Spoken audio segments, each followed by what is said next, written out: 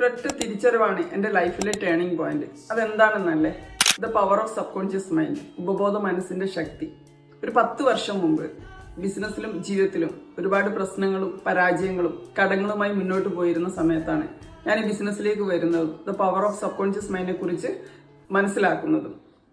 The power of subconscious mind എന്ന് വെച്ചാൽ your thought is your reality. എന്താണ് നമ്മുടെ ജീവിതത്തിൽ ചിന്തിച്ചുകൊണ്ടിരിക്കുന്നത്, അതാണ് നമ്മുടെ ജീവിതത്തിൽ സംഭവിച്ചുകൊണ്ടിരിക്കുന്നത്. ഫോർ എക്സാമ്പിൾ, നമ്മൾ കടത്തിനെ കുറിച്ചാണ് ചിന്തിക്കുന്നതെങ്കിൽ കടങ്ങളായിരിക്കും എപ്പോഴും വരുന്നത്. അസുഖത്തെക്കുറിച്ചാണ് ചിന്തിക്കുന്നതെങ്കിൽ അസുഖങ്ങളായിരിക്കും നമുക്ക് എപ്പോഴും.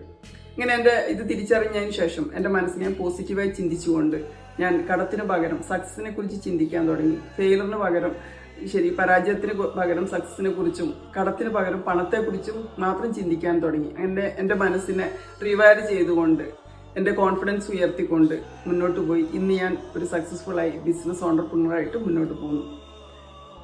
ഞാൻ എങ്ങനെ എൻ്റെ മനസ്സിനെ റിവൈർ ചെയ്തു എന്ന് അറിയാൻ താല്പര്യമുണ്ടെങ്കിൽ തീർച്ചയായിട്ടും താഴെ ചേഞ്ച് എന്ന് കമൻറ്റ് ചെയ്യുക.